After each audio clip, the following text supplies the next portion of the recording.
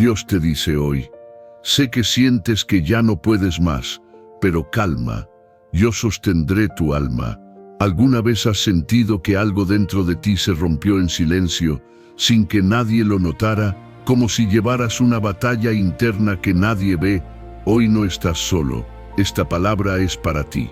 Ese lugar silencioso y desolado, donde sientes que algo dentro de ti, simplemente, ya no puede más. No es un quiebre ruidoso, nadie lo nota, es una fractura silenciosa en el alma.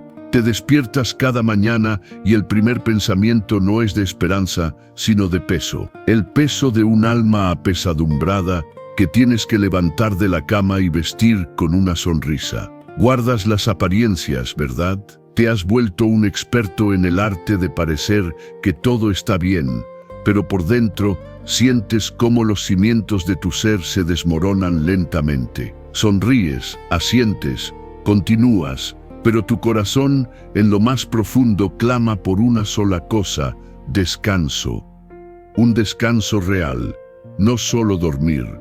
Un descanso del ruido en tu mente, un descanso de luchar, de intentar, de sostenerlo todo tú solo. Miras el panorama de tu vida en este preciso instante y una pregunta ahogada te sofoca.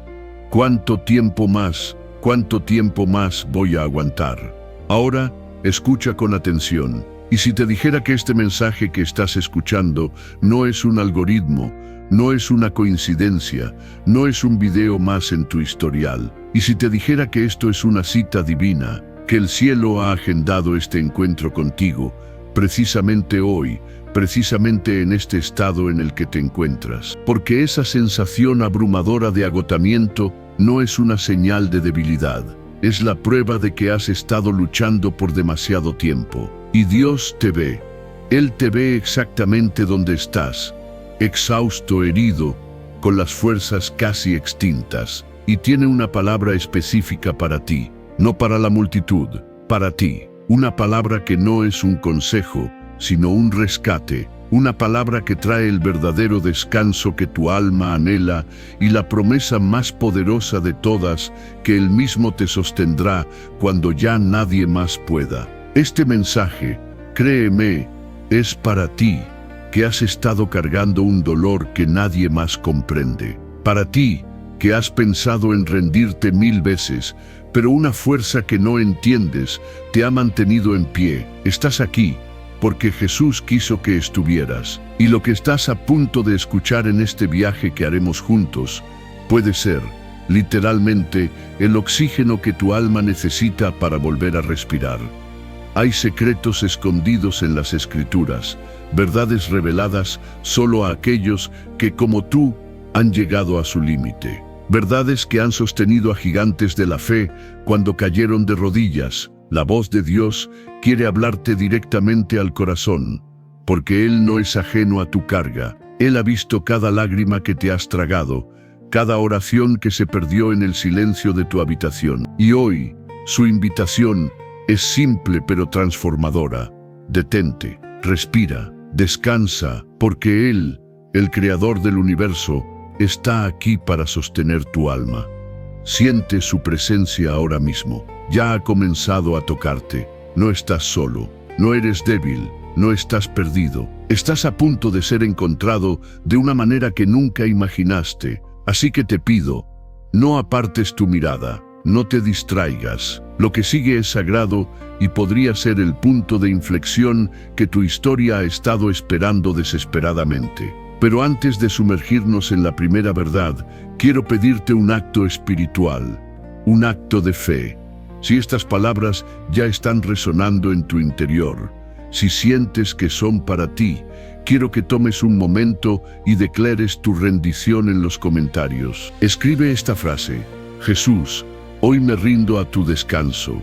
Esto no es un simple comentario, es tu bandera blanca, es tu alma diciendo: ya no peleo solo. Es una declaración pública que le dice al cielo, a la tierra y al infierno que hoy eliges confiar en las promesas de Dios por encima de tus sentimientos. Y si sientes en tu espíritu que este canal es una fuente de agua viva para ti, Suscríbete ahora, no para aumentar un número, sino para unirte a una comunidad global de sanación y renovación. Cada video aquí es una oportunidad para que la voz de Dios te hable directamente.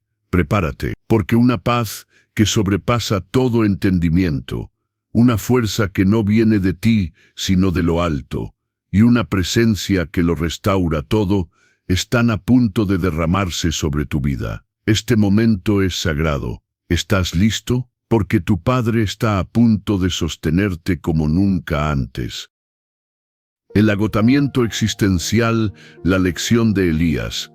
Para entender la profundidad del descanso que Dios anhela darte, debemos viajar juntos a un desierto, no un desierto de arena y sol, sino a ese desierto interior donde las victorias más grandes de ayer se sienten como las cenizas inútiles de hoy. Para ello, quiero que te transportes a la cima del Monte Carmelo. Siente el aire denso, cargado con la tensión de años de sequía y apostasía. Elías, el profeta de fuego, se enfrenta solo a 450 profetas de Baal en una confrontación que definirá el destino espiritual de una nación. La multitud observa, escéptica, hambrienta, desesperada, y entonces sucede. Después del silencio de los dioses falsos, Elías ora, una oración sencilla, llena de fe, y fuego, un fuego sobrenatural, desciende del cielo. No solo consume el sacrificio, consume las piedras del altar, el polvo y hasta el agua que llenaba las zanjas. Es una demostración de poder tan absoluta, tan aterradora, que la nación entera cae sobre su rostro y clama al unísono: Jehová es el Dios, Jehová es el Dios. Imagina la adrenalina divina corriendo por las venas de Elías. El olor a ozono y a ofrenda quemada, el sonido de miles de voces arrepentidas. Momentos después, ora de nuevo y el cielo, cerrado por 3 años y medio, se abre con una lluvia torrencial. Elías, lleno de la fuerza sobrenatural de Dios, se ciñe la ropa y corre, superando en velocidad al carro del rey. Acab bajo la tormenta. Es un hombre en la cima del mundo, un canal puro del poder de Dios, invencible, imparable. Y 48 horas después, encontramos a ese mismo hombre derrumbado bajo un solitario arbusto de enebro en medio de la nada, suplicando por la muerte. ¿Qué pasó? Lo que pasó fue el después. Después de la montaña viene el valle. Después del milagro viene la realidad. La reina Jezabel, una sola mujer llena de odio, le envía un mensaje: así me hagan los dioses, y aún me añadan, si mañana a estas horas yo no he puesto tu persona como la de uno de ellos. Una amenaza. Y esa sola amenaza fue suficiente para que el hombre que desafió a 450 profetas huyera por su vida. Corrió un día entero por el desierto, no por cobardía, sino por un colapso total de su sistema. Su cuerpo, su mente y su espíritu, que habían operado a un nivel de estrés y unción sobrehumanos, simplemente se apagaron. Se quedó sin combustible.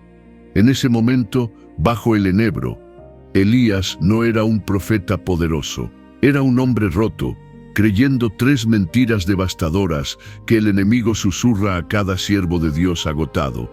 La mentira de la inutilidad: mi gran victoria no sirvió de nada. Derroté a los profetas, pero la fuente del mal Jezabel sigue en el poder, y ahora viene por mí. Todo mi esfuerzo fue en vano. La mentira del aislamiento: he quedado yo solo, y me buscan para quitarme la vida.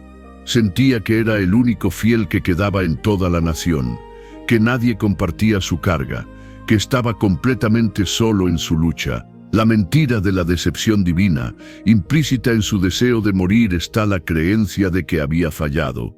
No soy yo mejor que mis padres. Sentía que no estaba a la altura, que su miedo y su huida eran una prueba de su debilidad, y que seguramente había decepcionado al Dios que acababa de usarlo tan poderosamente. Estas 3 mentiras, inutilidad, aislamiento y fracaso, son el veneno que crea el agotamiento existencial, y es en ese estado que Elías pronuncia la oración más honesta de su vida: Basta ya, oh Señor, quítame la vida.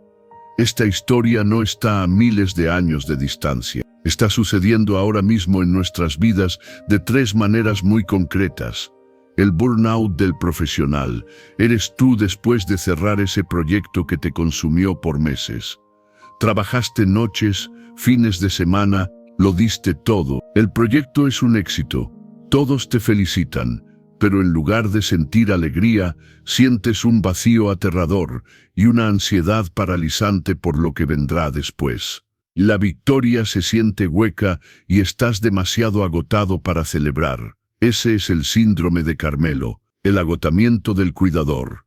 Eres tú, la madre, el padre, el hijo o el pastor que ha estado sosteniendo a todos durante una crisis familiar, una enfermedad larga o una temporada difícil en la comunidad. Has sido la roca, el pilar fuerte. Ahora que la tormenta ha pasado, que el ser querido se ha recuperado o la crisis se ha calmado, todos siguen adelante, pero tú te derrumbas en silencio, sin que nadie note que el pilar se ha quedado sin fuerzas. La caída post-cumbre espiritual eres tú después de ese retiro, esa conferencia o ese servicio donde sentiste a Dios como nunca antes. Tuviste tu momento en la montaña, pero al volver a la rutina del lunes, el sentimiento se desvanece, las viejas luchas regresan y empiezas a sentirte como un fraude, pensando, ¿fue real? ¿Por qué no puedo mantener ese nivel de conexión? Y la culpa te consume. En cualquiera de estos escenarios, la conclusión es la misma, un alma que clama basta ya. Quizás ahora mismo estés pensando, pero eso es Elías, un gran profeta. Mi agotamiento no es tan santo o justificado. Yo solo estoy cansado de mi trabajo, de mi vida, de mis problemas. No es comparable. Déjame decirte algo. Dios no respondió a Elías por su título de profeta. Respondió a su condición de ser humano quebrantado. Tu dolor y tu agotamiento son vistos y validados por Él, sin importar la causa. O tal vez pienses, descansar se siente egoísta. El mundo no se detiene. Hay responsabilidades, hay gente que depende de mí. Mira la respuesta de Dios. Él no le dijo a Elías que era un perezoso. Él instituyó el descanso. El descanso no es un lujo, es un mandamiento. No es un acto de egoísmo, es un acto de sabia mayordomía del cuerpo, la mente y el alma que Dios te ha dado para que puedas continuar su obra a largo plazo. Dejar de afilar el hacha para seguir golpeando el árbol con un filo desgastado no es diligencia, es necedad. Antes de continuar, si te identificas con este agotamiento, simplemente susurra esto conmigo. Señor, reconozco que estoy al límite de mis fuerzas. Te entrego la carga de tener que ser fuerte todo el tiempo. Perdóname por creer que mi valor está en mi rendimiento. Enséñame a descansar sin culpa. Amén. Y aquí, en la respuesta de Dios, encontramos la verdad transformadora. Un ángel lo despierta y le dice, levántate y come. Le da una torta cocida y una vasija de agua. El primer acto de Dios no es un sermón, es un cuidado práctico. Atiende su humanidad, y después de que Elías come y vuelve a dormir, el ángel lo despierta una segunda vez y le repite, levántate y come porque largo camino te resta.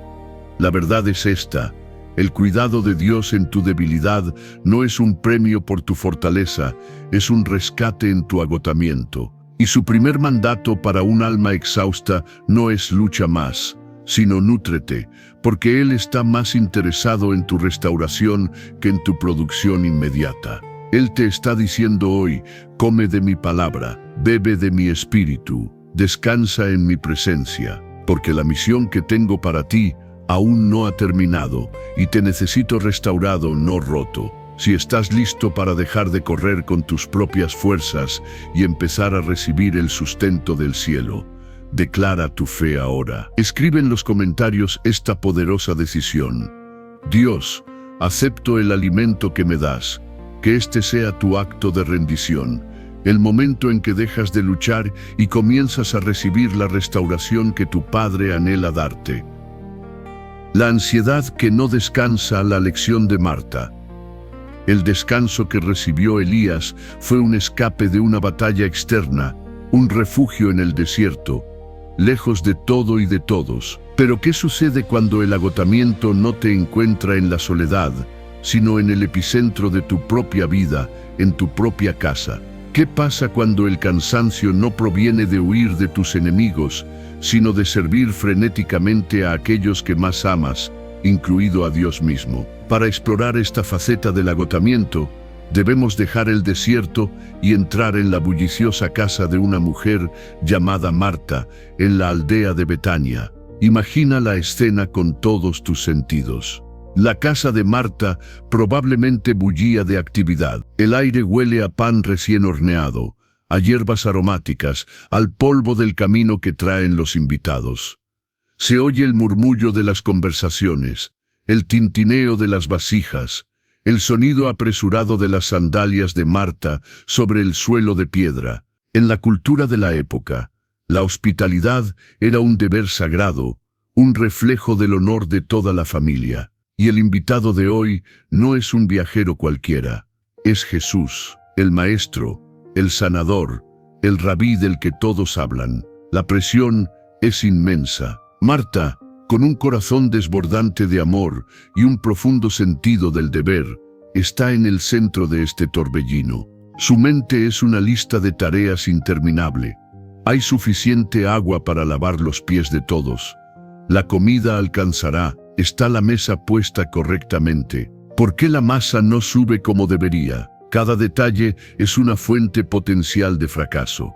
Y en medio de su caos controlado, su mirada se desvía hacia la sala principal. Y allí, en el centro de la quietud, está su hermana María. No está ayudando, no está corriendo, está sentada en el suelo, a los pies de Jesús. Su postura es de una atención total, su rostro absorto, bebiendo cada palabra que sale de la boca del Maestro, como si nada más en el mundo existiera.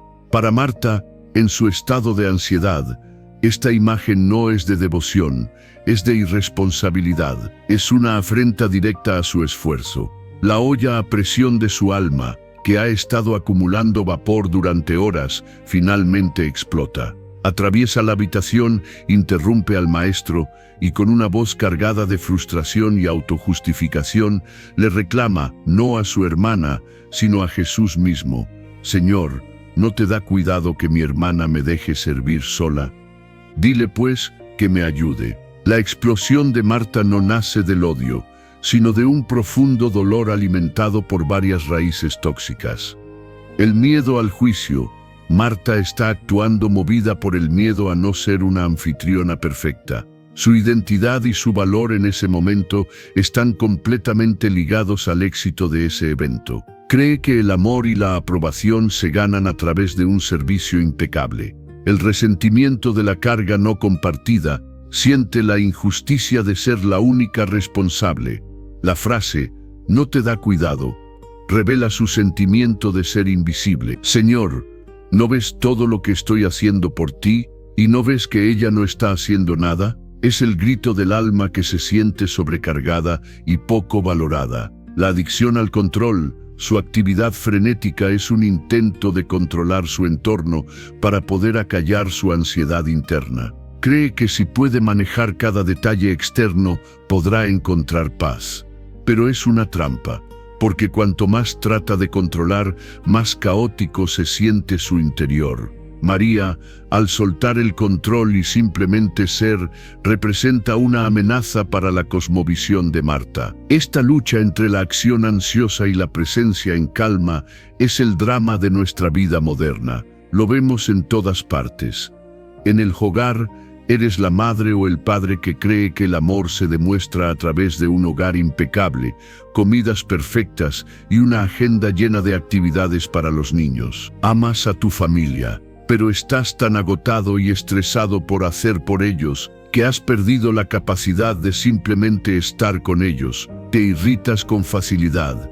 Sientes que nadie valora tu esfuerzo y la alegría del servicio se ha convertido en una pesada obligación. En el trabajo, eres el profesional que nunca se desconecta. Tu valor está ligado a tu rendimiento. Respondes correos a medianoche, te saltas el almuerzo y ves el descanso como un lujo que no te puedes permitir. Te enorgulleces de tu ética de trabajo, pero por dentro estás quemado, tu salud se resiente y tus relaciones se marchitan. Estás tan ocupado construyendo una vida que te estás olvidando de vivirla. En la iglesia o el ministerio, eres el voluntario súper comprometido. Dices sí a todo, organizas, lideras, sirves. Eres el pilar en el que todos confían, pero tu tiempo de oración personal es inexistente. Lees la Biblia para preparar una lección, no para alimentar tu alma. Estás tan ocupado en la obra de Dios que has descuidado tu relación con el Dios de la obra. El servicio se ha convertido en tu ídolo. Puedo oír tu mente ahora mismo, defendiendo a Marta, defendiéndote a ti mismo. Pero alguien tiene que hacer el trabajo. Si todos fuéramos como María, nadie comería. El servicio es importante. Y tienes razón. Jesús no condenó el servicio de Marta. Él amaba su corazón servicial. Lo que él confrontó no fue su acción, sino su agitación. No fue el qué, sino el cómo. El problema no es servir. El problema es servir desde un lugar de ansiedad, miedo y autojustificación, en lugar de servir desde un desborde de paz que nace de estar en su presencia. Quizás también pienses, no estoy ansioso, solo soy una persona responsable y eficiente. Así es mi personalidad. Te invito a hacerte una pregunta honesta. ¿Tu diligencia te trae una profunda satisfacción y paz, o te deja con una sensación constante de que nunca es suficiente y un temor a lo que pasará si te detienes? La diligencia que viene de Dios energiza. La actividad que viene de la ansiedad drena. Si has sentido el peso de esta ansiedad, detente un segundo. Respira y ora esto desde el corazón. Señor Jesús, perdóname por buscar mi valor en todo lo que hago para ti, en lugar de encontrarlo simplemente en ti. Calma mi corazón afanado y turbado. Libérame de la tiranía de la prisa y la autoexigencia. Amén. Jesús mira a Marta, no con decepción, sino con un amor que anhela liberarla, y le dice esas palabras que son un bálsamo para toda alma ansiosa. Marta, Marta, afanada y turbada, estás con muchas cosas, pero solo una cosa es necesaria. Y María ha escogido la buena parte, la cual no le será quitada. La verdad oculta aquí es revolucionaria. La presencia de Dios no es la recompensa por nuestro servicio, es la fuente de nuestro servicio. El orden divino no es hacer para luego ser, sino ser para luego poder hacer. La buena parte que María escogió no era la pereza, era la prioridad. Entendió que un momento de comunión con Jesús la llenaría más que horas de actividad sin Él. El servicio que fluye de un corazón en paz es gozoso y ligero. El servicio realizado para tratar de encontrar paz es una carga pesada y frustrante. El descanso que Jesús te ofrece hoy es el permiso para detenerte, el permiso para sentarte a sus pies, incluso cuando la lista de tareas grita. Él te está invitando a elegir la buena parte. Si anhelas esa paz, si quieres aprender a vivir y servir desde un lugar de quietud interior, declara tu intención ahora mismo. Escribe en los comentarios esta oración que cambia prioridades. Jesús, ayúdame a elegir la buena parte. Que esta sea tu declaración de independencia de la tiranía de la prisa. Tu decisión de valorar la presencia por encima del rendimiento. Porque es a sus pies donde el alma ansiosa encuentra, finalmente, su verdadero y profundo descanso. Marta, Marta, afanada y turbada, estás con muchas cosas, pero solo una cosa es necesaria, y María ha escogido la buena parte, la cual no le será quitada. Lucas 10, 41, 42. Suelta la lista de pendientes, silencia la voz de la autoexigencia. Por este momento, simplemente sé. No tienes que hacer nada para ganar su amor, ya lo tienes. La herida del abandono y la invisibilidad, la lección de Agar. Hemos aprendido a descansar del agotamiento físico y de la ansiedad del servicio. Pero hay una herida que no se cura con alimento ni con quietud. Es una herida primigenia, un corte profundo en el alma que sangra en silencio. Es el dolor del abandono, la agonía de sentirte invisible, rechazado, desechado. Para sanar esta herida, debemos volver al desierto, y allí, bajo un sol inclemente, encontramos a Agar. La historia de Agar es brutalmente humana. No es solo una esclava que huye, es una mujer que fue usada y luego desechada. Fue empujada por su ama Sarai a los brazos de Abraham para concebir un hijo. Cumplió su función, pero en cuanto el propósito para el que fue usada se convirtió en una fuente de conflicto, fue vista como el problema. El resentimiento y los celos de Sarai la convirtieron en un blanco de maltrato, hasta que la única opción fue huir a una muerte casi segura. Ahora la vemos en su segunda expulsión, esta vez definitiva. Con un poco de pan y un odre de agua, es arrojada al desierto de Beerseba. Siente el sol quemando su piel, la arena áspera bajo sus pies y el peso aún más aplastante de la injusticia en su corazón. Camina sin rumbo hasta que lo inevitable sucede. El agua se acaba.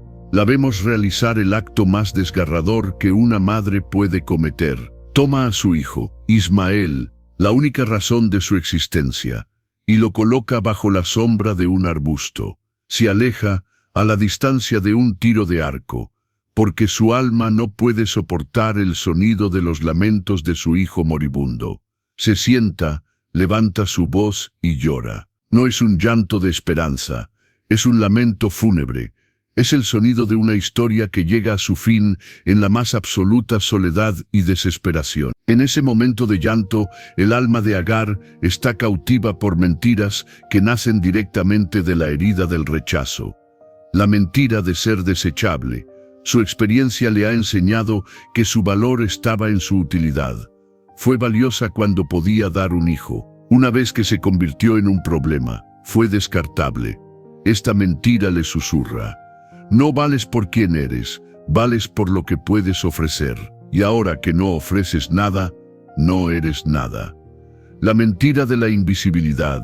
En la vastedad del desierto, ella es una mota de polvo. Nadie en el campamento de Abraham la busca. Nadie en el mundo sabe que está allí. La mentira le grita: tu dolor no le importa a nadie, tus lágrimas se evaporan en la arena sin que nadie las vea. Estás sola. La mentira de la muerte del futuro, con el odre vacío y su hijo a punto de morir, su futuro ha sido borrado. La mentira es simple y final. Se acabó. No hay esperanza. No hay mañana. Dios, si existe, te ha olvidado. Este desierto no es solo un lugar geográfico. Es un estado del corazón que muchos conocen hoy. El desierto del rechazo familiar.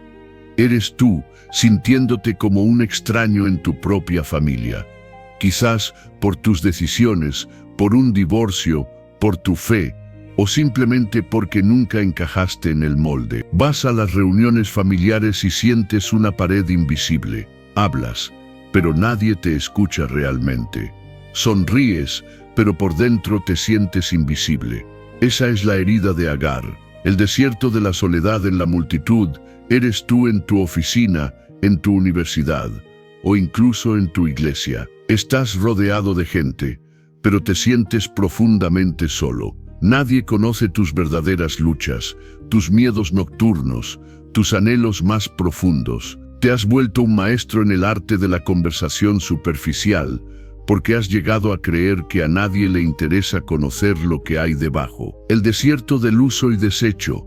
Eres tú después de esa amistad que terminó cuando dejaste de ser conveniente. O después de ese trabajo donde lo diste todo y te despidieron sin miramientos. O en esa relación donde solo eras valorado por lo que podías aportar. Te sientes como un objeto que ha sido usado y descartado, y la herida te hace desconfiar de volver a entregarte. Tu mente lógica puede que esté protestando, pero la historia es complicada. Agar también tuvo su parte de culpa. fue soberbia con Sarai. Mi situación también es un desastre y yo he cometido errores. Exacto, y esa es la belleza de la gracia. Dios no vino a rescatar a Agar porque fuera una víctima perfecta e inocente. Él vino a rescatarla porque era un ser humano sufriendo en un desierto. Su gracia no está reservada para los que no tienen culpa. Está diseñada para los que están perdidos, independientemente de cómo se perdieron. Otra objeción podría ser: es bonito pensar que Dios me ve, pero verlo no cambia mi situación. Sigo solo, sigo con el odre vacío. Escucha bien. En el reino de Dios, ser visto por Él es el comienzo de la intervención. Su mirada no es pasiva, es el primer paso de su rescate. Él vio a Agar y entonces la llamó por su nombre. La llamó por su nombre y entonces le abrió los ojos para ver el pozo de agua. Le dio agua y entonces le dio una promesa para su futuro. Nunca subestimes el poder de ser visto por el Creador del universo. Su mirada es el preludio del milagro. Si esta herida de invisibilidad es tuya, haz tuya esta oración ahora. El Roi, Dios que me ve. Hoy te entrego el dolor de sentirme invisible, olvidado y desechado. Abre mis ojos espirituales para sentir tu mirada sobre mí, aquí, en medio de mi desierto. Declaro que mi valor no viene de la opinión de los hombres, sino del hecho de que soy visto y amado por ti. Amén. Y aquí, en el desierto, Agar nos revela uno de los nombres más íntimos de Dios. Después de que Él le habla y le muestra el agua, ella declara: tú eres el Roi, que significa tú eres el Dios que me ve. La verdad oculta que cambiará tu vida es esta: el Dios que te ve no es un espía distante, es un Padre que busca activamente. Su mirada es un acto de restauración en sí misma. Cuando Él te ve, no solo registra tu dolor, te devuelve tu nombre, valida tu existencia y te recuerda que tienes un futuro en su plan. El lugar de tu mayor abandono puede convertirse en el altar de tu encuentro más profundo con el Roi, porque es en el silencio de las voces humanas donde su voz se oye con más claridad. Si estás listo para salir de la sombra del abandono y caminar bajo la luz de su mirada, si quieres hacer tuya esta revelación, haz esta declaración de fe en los comentarios. No es solo para ti, es para que otros que se sienten invisibles lo vean y cobren ánimo. Escribe: el Roi, el Dios que me ve, está conmigo. Que esta frase sea tu ancla, tu recordatorio constante de que, aunque te sientas perdido en el desierto más árido, hay un pozo de agua viva esperando a que su voz te abra los ojos para verlo. Nunca, jamás estás fuera de su vista. Entonces llamó el nombre de Jehová que con ella hablaba: tú eres Dios que ve el Roi, porque dijo: ¿no he visto también aquí al que me ve? Génesis 16:13. No estás solo en tu desierto, no eres invisible en tu dolor. La mirada de tu Creador está sobre ti ahora. Respira profundo y recibe el consuelo de ser visto, conocido y amado. El miedo paralizante al futuro, la lección de Josué. Hemos sido encontrados en nuestro desierto por el Roi, el Dios que nos ve. Pero, ¿qué sucede después de que nos ve? A menudo, nos pide que nos levantemos y caminemos, y a veces el camino que nos muestra conduce directamente a la frontera de nuestros miedos más grandes.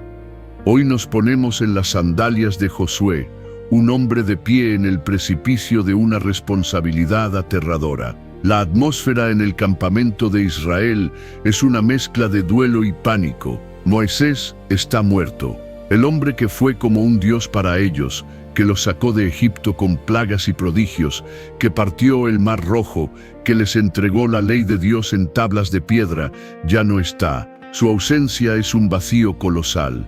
Y Josué, su segundo al mando, ahora es el líder. Imagina la presión aplastante.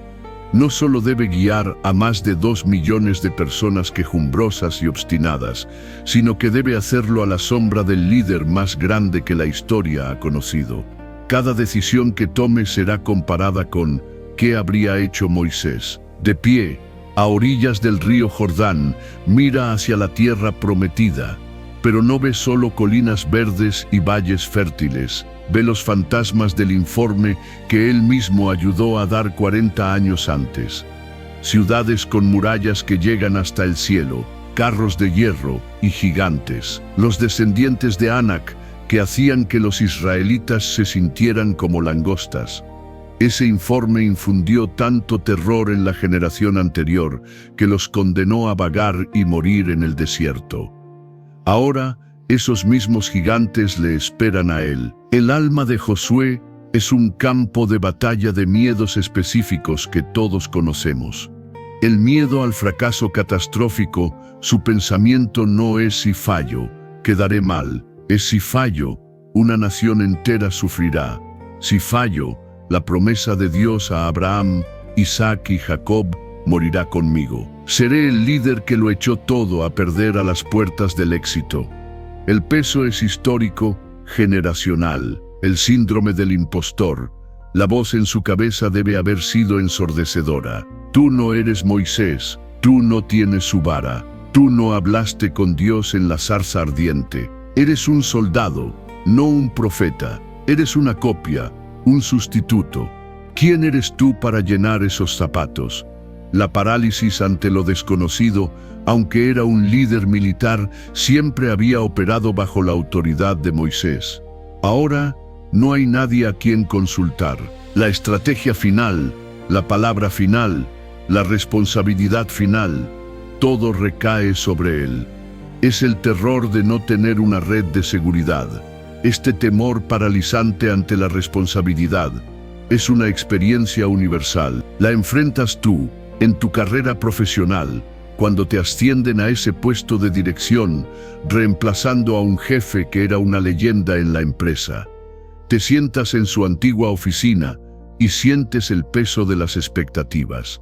Cada miembro del equipo te compara. Sientes que en cualquier momento descubrirán que eres un fraude, que no estás a la altura. Ese es el miedo de Josué. En la paternidad o maternidad, cuando sostienes a tu hijo recién nacido en brazos por primera vez.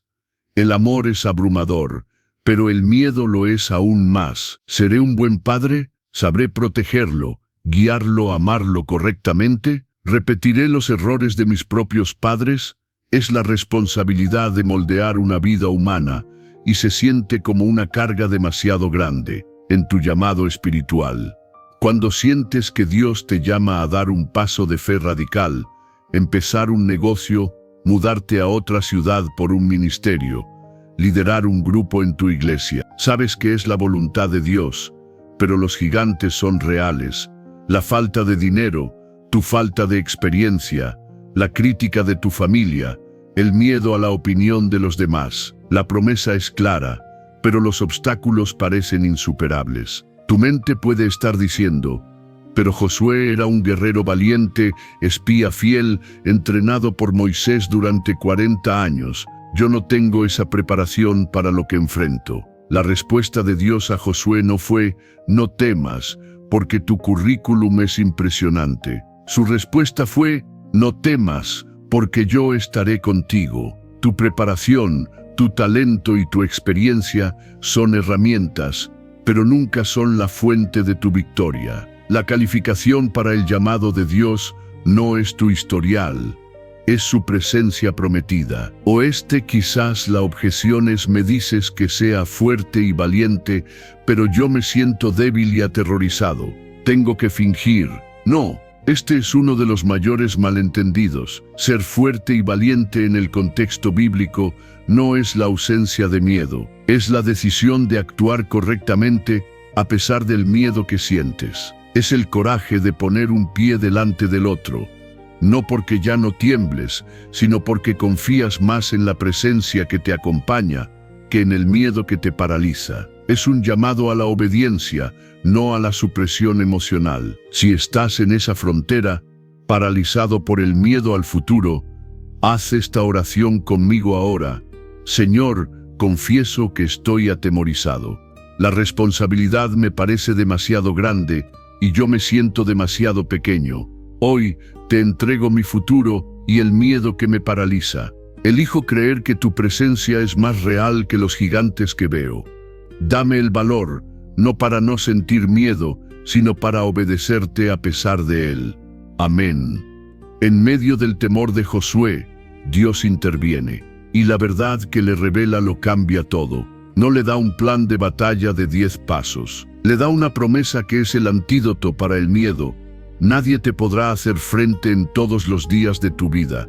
Como estuve con Moisés, estaré contigo. No te dejaré ni te desampararé, porque Jehová tu Dios estará contigo en donde quiera que vayas. La verdad oculta es esta.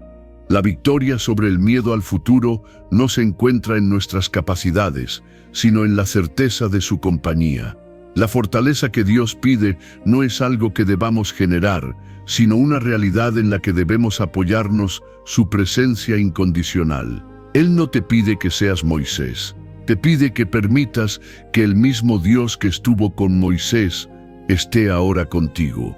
El poder no está en el líder, está en el Dios que acompaña al líder. Si estás listo para dejar de mirar a los gigantes y empezar a enfocarte en el Dios que camina contigo, si estás listo para cambiar el miedo por la fe en su presencia, haz esta declaración que cambiará tu perspectiva. Escribe en los comentarios: no camino por vista, camino por tu presencia. Que esta frase sea el grito de guerra de tu corazón, tu decisión de avanzar, un paso a la vez, no porque el camino sea fácil, sino porque aquel que prometió estar contigo es fiel, y nunca te dejará.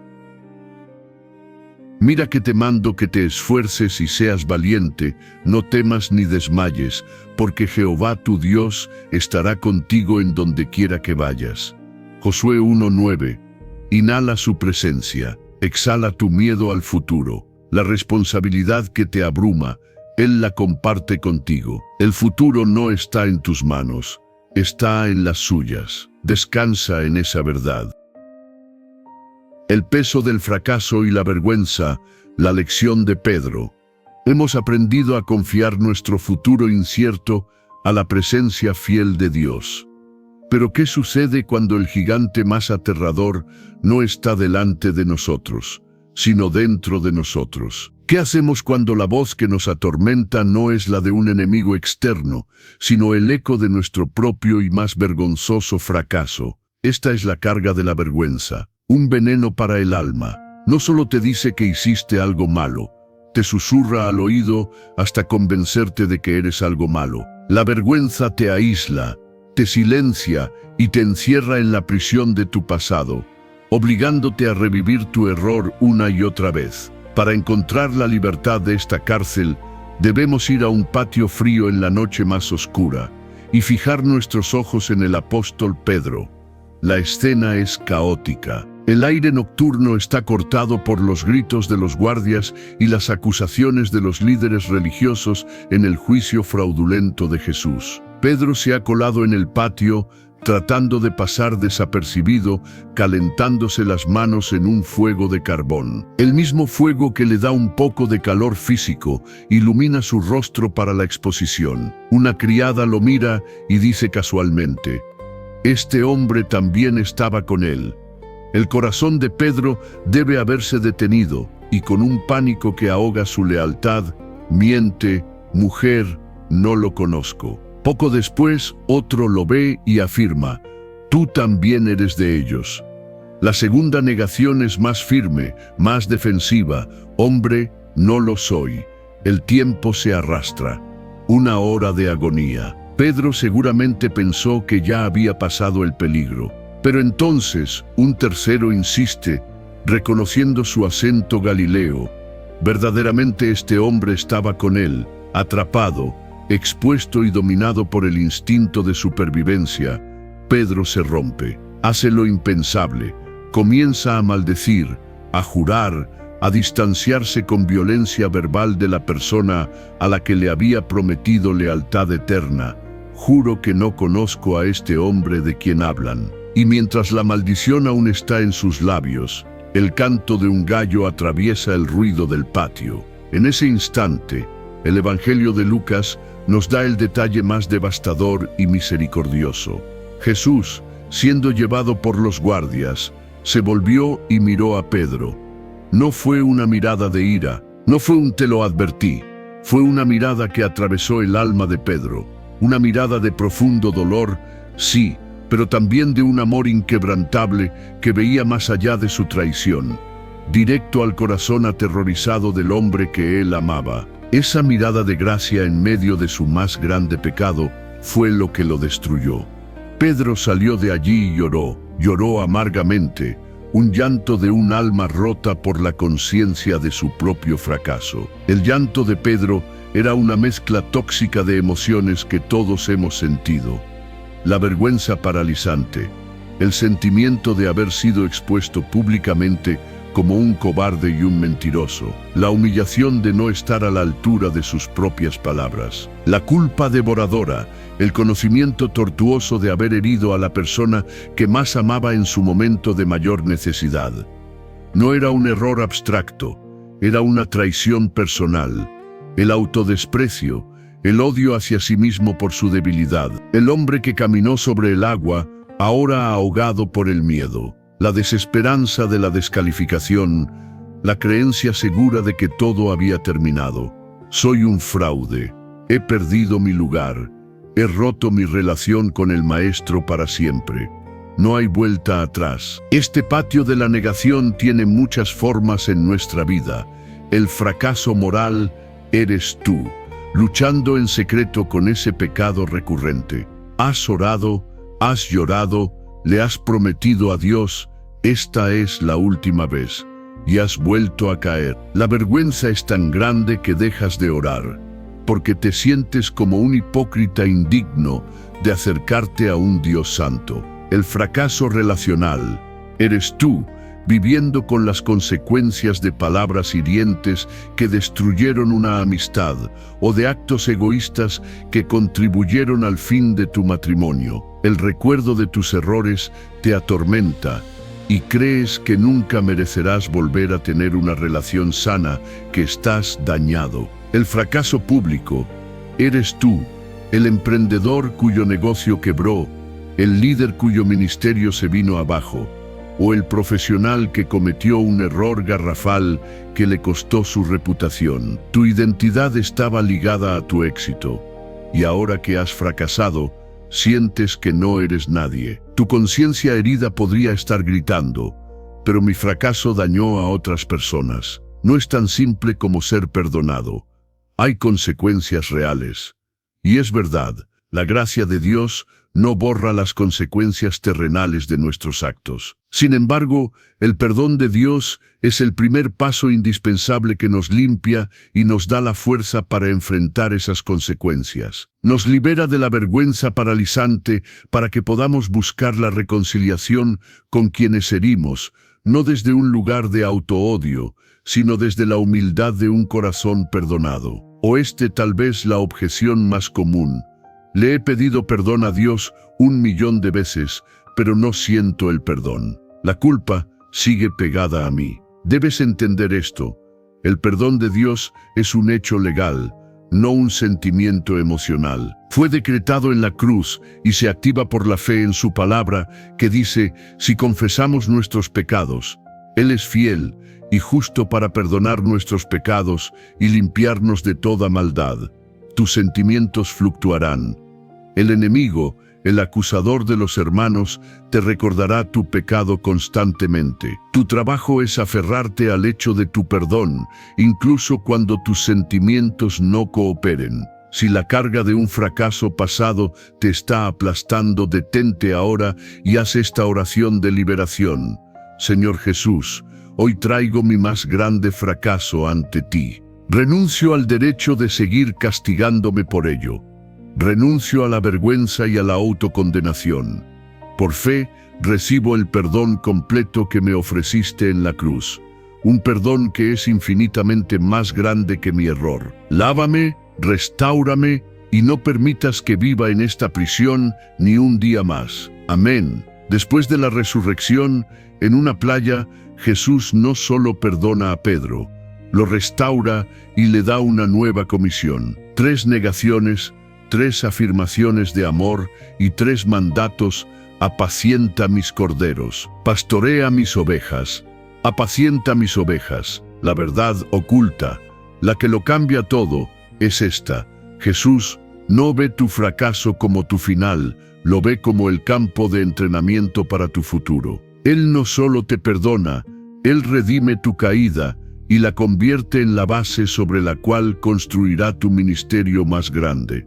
Porque nadie puede hablar de la gracia con más autoridad que aquel que la ha necesitado desesperadamente. Tu fracaso no te descalifica. Por la gracia de Dios, te califica de una manera nueva y más profunda. Si estás listo para dejar de ser definido por tu peor momento y empezar a ser definido por su gracia infinita, haz esta declaración final. Escríbela en los comentarios como un decreto sobre tu vida. Mi fracaso no define mi futuro en Cristo. Que estas palabras rompan las cadenas de la vergüenza y te liberen para caminar en la asombrosa y reconstituyente gracia de Jesucristo. De modo que si alguno está en Cristo, nueva criatura es. Las cosas viejas pasaron, he aquí todas son hechas nuevas. 2 Corintios 5:17. Respira la gracia, exhala la vergüenza. Tu fracaso no es tu identidad. El veredicto de la cruz sobre tu vida es perdonado, limpio, nuevo. Camina en esa libertad ahora. Las cadenas de la opresión espiritual, la lección del endemoniado gadareno. Hemos sido liberados del miedo al futuro y de la prisión de nuestro fracaso pasado. Pero hay cadenas que no forjamos con nuestros propios errores. Hay ataduras que a veces se aferran a nuestra alma con una fuerza sobrehumana, opresiones invisibles que nos agotan desde una dimensión que no podemos ver ni tocar. Esto no es psicología. Esto es guerra espiritual. Y para esta guerra no hay arma humana que sea suficiente. Para entender la autoridad de Jesús sobre estas fuerzas, debemos subir a la barca con Él. Insiste en cruzar el mar de Galilea en medio de una tormenta tan violenta, tan sobrenatural, que los vientos y las olas parecen tener una intención maligna. El enemigo sabía que Jesús iba en camino. Iba a invadir un territorio que la oscuridad reclamaba como propio. Esta no era una visita casual, era una misión de rescate deliberada y militar. Al llegar a la otra orilla, en la región de los Gadarenos, la bienvenida es aterradora. De entre las tumbas, de entre los lugares de muerte y desolación, emerge un hombre, pero es apenas un hombre. Es un cascarón humano poseído por una legión de demonios. Imagina la escena, está desnudo, sin dignidad.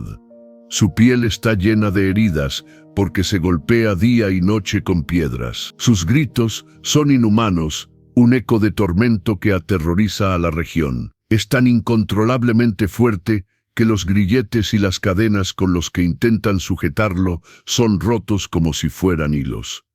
Es un ser completamente perdido, un prisionero en su propio cuerpo. Pero cuando este hombre ve a Jesús, algo increíble sucede. Corre hacia él y se postra. La oscuridad que lo habita reconoce a la autoridad suprema del universo. Y Jesús, con una calma soberana, le pregunta: ¿cómo te llamas? La respuesta es escalofriante. Me llamo Legión, porque somos muchos. No era un demonio, era un ejército. Frente a un ejército del infierno, Jesús no levanta una espada, simplemente pronuncia una orden, una palabra cargada con todo el poder de la creación: sal de este hombre, espíritu inmundo. Y ante esa palabra, la legión entera es expulsada. Los habitantes del pueblo, al enterarse, corren a ver, y lo que ven los deja mudos de asombro y temor. El hombre que era una bestia salvaje, ahora está sentado. El hombre que estaba desnudo y herido, ahora está vestido. Y el hombre cuya mente era un caos de gritos, ahora está en su juicio cabal, en perfecta paz, a los pies de su libertador. El estado del Gadareno era de una pérdida total, pérdida de identidad. Ya no tenía nombre propio, su identidad era la de la fuerza que lo oprimía. Legión. pérdida de dignidad. Su desnudez y su morada entre los muertos representaban la anulación completa de su valor humano. Pérdida de comunidad. Era un paria, temido y exiliado. Pérdida de autocontrol y paz. Estaba en un estado de tormento y autodestrucción constantes. Su historia nos enseña una verdad crucial. Algunas de las batallas más feroces que libramos no son contra nuestra carne y sangre, ni siquiera contra nuestra propia psicología, sino contra principados, contra potestades, contra los gobernadores de las tinieblas de este siglo. Hoy, la opresión de Legión toma formas más sutiles, pero igualmente devastadoras. La adicción inquebrantable eres tú, atrapado en una adicción al alcohol, a las drogas, a la pornografía, al juego. Has intentado terapia, grupos de apoyo, tu propia fuerza de voluntad, pero sientes una fuerza que te arrastra de vuelta una y otra vez, en contra de tu propio deseo de ser libre. Esa compulsión puede tener una raíz espiritual de atadura. La opresión mental y emocional. Eres tú, luchando con pensamientos de suicidio que invaden tu mente, con ataques de pánico que no tienen una causa lógica, con una ira que explota sin control, o con una nube de pesimismo y desesperanza tan densa que te roba toda alegría. No es solo un mal día, se siente como una presencia, una oscuridad que busca asfixiar tu espíritu. Los patrones generacionales destructivos. Eres tú, viendo cómo el mismo patrón de divorcio, de alcoholismo, de pobreza, de abuso o de enfermedad se repite en tu familia, de abuelos a padres y ahora a tu propia vida. Sientes como si estuvieras destinado a repetir la misma historia, atado por una cadena invisible que no elegiste. La mente moderna a menudo se resiste a esto. Eso de los demonios suena a superstición. Mis problemas tienen una explicación psicológica, son traumas de la infancia. Es cierto que muchas de nuestras luchas tienen componentes psicológicos y emocionales válidos que deben ser tratados, pero no podemos ser ingenuos. El enemigo es un experto en explotar nuestras heridas psicológicas y convertirlas en fortalezas espirituales. La liberación en Cristo no invalida la terapia, la complementa y la potencia, yendo a la raíz espiritual que la psicología por sí sola no puede tocar. Otra objeción es el miedo. Hablar de esto me asusta, prefiero ignorarlo. La Biblia no revela estas verdades para infundir miedo, sino para darnos autoridad. Ignorar la existencia del enemigo no te hace inmune a sus ataques. Conocer la autoridad suprema de Jesús sobre él es lo que te da paz y poder. No luchamos hacia la victoria, luchamos desde la victoria que Cristo ya ganó en la cruz. Si has reconocido un área de tu vida que está bajo una opresión que no puedes romper, haz esta oración de guerra espiritual ahora. En el nombre todopoderoso de Jesús, renuncio a todo miedo y a toda atadura que no provenga de ti. Yo declaro que mi mente, mi cuerpo, mi alma y mi espíritu te pertenecen, Señor. Por la autoridad de tu nombre, ordeno a toda fuerza de oscuridad que me suelte ahora. Rompe toda cadena, Jesús. Lléname con tu Espíritu Santo y tu paz. Amén. La historia del Gadareno nos revela dos verdades monumentales. Primero, tu valor para Dios es tan inmenso que Él es capaz de cruzar cualquier tormenta y enfrentar a cualquier legión solo para rescatarte. No eres un caso perdido. Eres una prioridad para el Rey del Universo. Segundo, el hombre restaurado quiso seguir a Jesús, pero Jesús le dio una misión: vuelve a tu casa y cuenta. La verdad oculta es que el lugar de tu mayor tormento se convertirá en la plataforma de tu testimonio más poderoso. Dios transformará tu historia de liberación en una llave para liberar a otros. Si estás listo para reclamar tu libertad, para caminar en la autoridad que Jesús te ha dado, hazlo oficial. Declara tu posición en los comentarios con un grito de guerra espiritual: Jesús, rompe toda cadena en mí. Que el infierno tiemble al leer tu declaración. porque un hijo de Dios que conoce su autoridad en Cristo es la fuerza más peligrosa para el reino de las tinieblas. Hoy eres libre. Así que, si el Hijo os libertare, seréis verdaderamente libres. Juan 8:36. Respira hondo, siente la quietud de un alma liberada. Las cadenas invisibles se han roto, el tormento ha cesado. Camina en la autoridad y la libertad que Cristo ha ganado para ti. Eres libre. El valle de la sequedad espiritual, la lección de Ezequiel. Hemos sido liberados de las cadenas, la batalla ha terminado, la paz ha llegado. Pero ¿qué pasa cuando, en esa nueva libertad, nos damos cuenta de que algo falta? ¿Qué sucede cuando no hay opresión, pero tampoco hay pasión? Cuando no hay cadenas, pero tampoco hay vida. Este es quizás el estado más desconcertante para un creyente, la sequedad espiritual. No es una crisis ruidosa, es un desvanecimiento silencioso. La oración se vuelve un monólogo sin eco, la Biblia, un libro de historia, la alabanza, un conjunto de melodías vacías. La pasión que una vez te consumió es ahora un recuerdo lejano. Estás libre, pero te sientes vacío.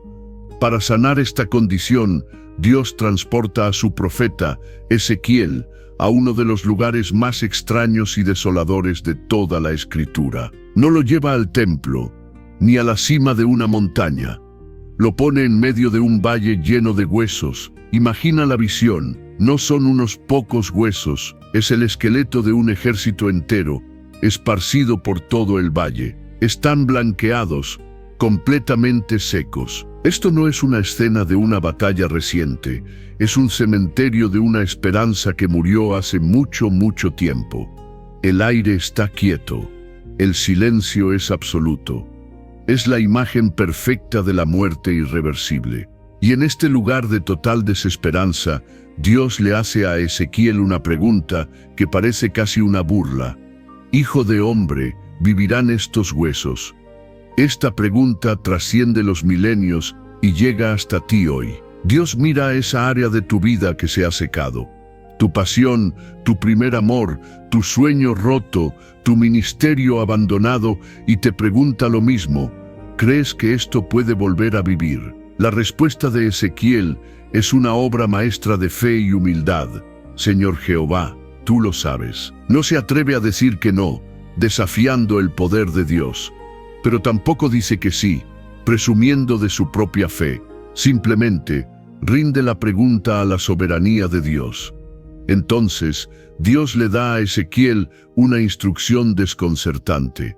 No dice, observa mi poder, le ordena, profetiza sobre estos huesos y diles, huesos secos, oíd palabra de Jehová. Le pide que le hable a la muerte. Mientras Ezequiel obedece, un estruendo sacude el valle, un sonido de huesos chocando entre sí. Se unen, tendón con tendón, hueso con hueso. La carne crece sobre ellos. La piel los cubre. Un ejército perfectamente formado yace en el suelo. Pero falta algo crucial. No había en ellos espíritu.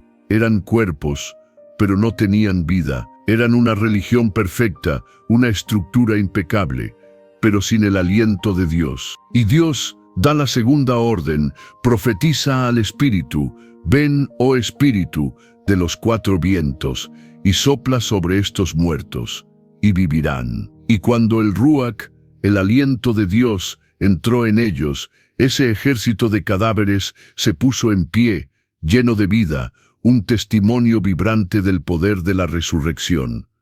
La sequedad de los huesos representaba el estado de Israel en el exilio. Se sentían desconectados de su fuente, lejos del templo y de su tierra, se sentían separados de la presencia de Dios. Sin esperanza en el futuro, creían que su historia como nación había terminado.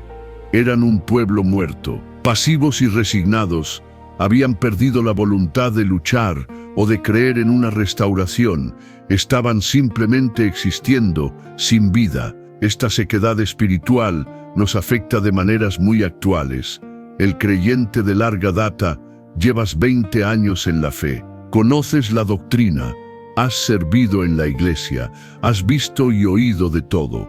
Pero la familiaridad ha dado paso a la apatía. Vas a la iglesia por costumbre.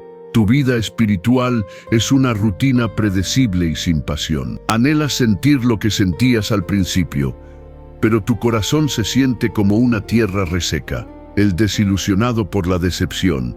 Oraste con todo tu ser por un milagro que no llegó. Viste hipocresía en la iglesia. Sufriste una herida profunda por parte de otros creyentes. Y esa decepción, poco a poco, apagó tu fuego. Sigues creyendo en Dios, pero con una distancia protectora. Tu corazón se ha endurecido para no volver a ser herido. El agotado por la vida, estás tan consumido por las demandas del trabajo, la familia, las deudas y el estrés, que simplemente no te queda energía para nada más. Tu espíritu está desnutrido, no por rebelión, sino por puro y simple agotamiento. La idea de añadir una disciplina espiritual a tu lista de tareas se siente como una carga imposible. Quizás estés pensando, pero Ezequiel era un profeta. Yo no puedo profetizar, mis palabras no tienen ese poder.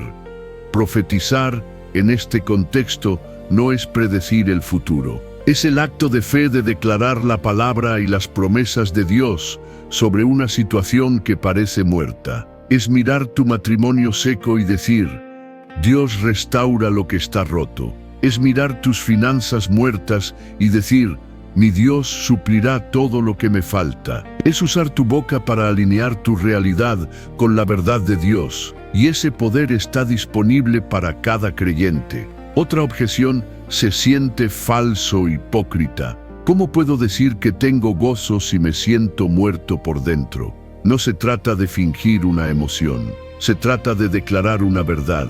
La fe no es negar tus sentimientos, es declarar que la palabra de Dios es una realidad superior a tus sentimientos. Al declarar su verdad, no estás mintiendo, estás dándole al Espíritu Santo una palabra con la cual trabajar, una pista de aterrizaje para que su poder descienda y transforme tus sentimientos para que se alineen con su verdad. Si te encuentras en este valle de sequedad, haz esta oración conmigo. Es el primer paso. Espíritu Santo, reconozco honestamente la sequedad de mi alma. Perdóname por esperar sentir algo para buscarte. Hoy, aunque mi corazón esté adormecido, elijo usar mi boca para invitarte. Ven, soplo de Dios, y respira vida sobre los huesos secos de mi espíritu. Amén. La verdad oculta en este valle es una de las más liberadoras de todas. Dios no te pide que tengas vida para poder buscarlo. Te pide que uses tu boca para declarar su palabra, para que su espíritu venga y la vida regrese a ti. La acción de fe precede a la manifestación de la vida. Tu obediencia al hablar es la invitación que el Espíritu Santo está esperando para entrar y revivirlo todo. Si estás listo para ver una resurrección en tu vida espiritual, si anhelas sentir de nuevo el viento fresco del Espíritu, únete a este clamor profético. Escribe en los comentarios, no como una frase, sino como una orden de fe a tu propia situación.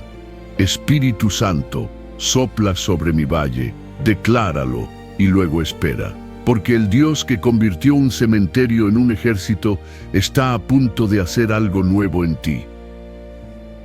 Y pondré mi espíritu en vosotros, y viviréis, y os haré reposar sobre vuestra tierra, y sabréis que yo Jehová hablé, y lo hice, dice Jehová. Ezequiel 37:14. Siente el aliento de Dios llenando tus pulmones espirituales. La sequedad ha terminado, la vida ha regresado. Este no es un sentimiento pasajero, es una nueva realidad. Camina en la frescura de este nuevo comienzo. La traición familiar y el propósito en el dolor, la lección de José. Hemos sido revividos por dentro, pero ¿qué pasa cuando la vida nos golpea desde afuera, no de un enemigo lejano, sino de las manos de las personas que deberían habernos protegido y amado más? Hay heridas que cortan más profundo que cualquier otra, y son las que llevan el nombre de familia o amigo. Para aprender a encontrar el descanso de Dios en medio de la traición, debemos conocer la historia de un joven llamado José. La historia comienza con un joven de 17 años, brillante y lleno de sueños.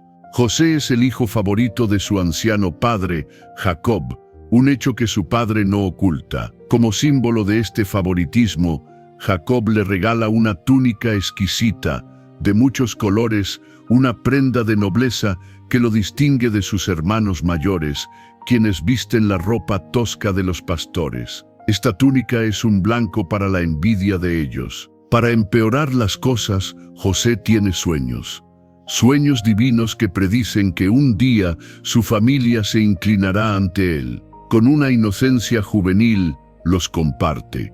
Pero sus hermanos no oyen una profecía de Dios.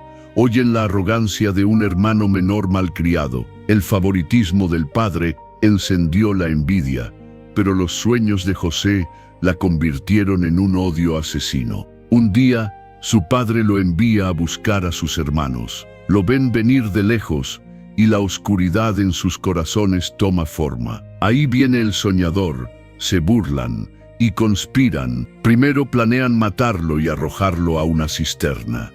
Pero Rubén, el mayor, los convence de no mancharse las manos de sangre y simplemente arrojarlo a la cisterna vacía, planeando rescatarlo después. Imagina el terror de José. Sus propios hermanos, su sangre, lo atacan, le arrancan su hermosa túnica y lo lanzan a un pozo oscuro y frío. Y mientras él clama desde el fondo, la Biblia nos da un detalle escalofriante. Sus hermanos se sentaron a comer pan. Comieron tranquilamente mientras su hermano sufría. Luego, al ver una caravana de mercaderes, Judá tiene una idea aún más cruel y rentable. ¿Por qué matarlo? Vendámoslo como esclavo.